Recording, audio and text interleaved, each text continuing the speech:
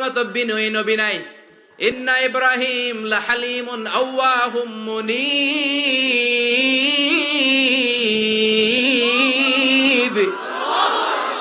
ইন্না ইব্রাহিম লাহালিম আওয়াহ মুনীব। এই নবী সহনশীল।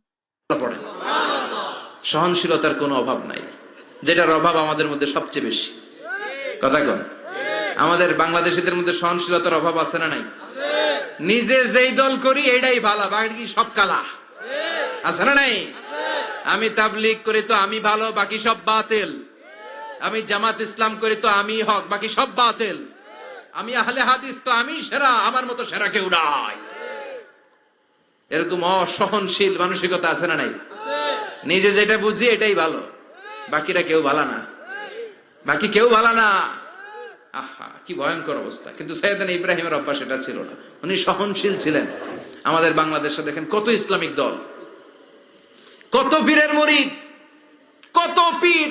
এই দেশে যত পীর, অনেক দেশে জনগণ এত নাই। কথা কন।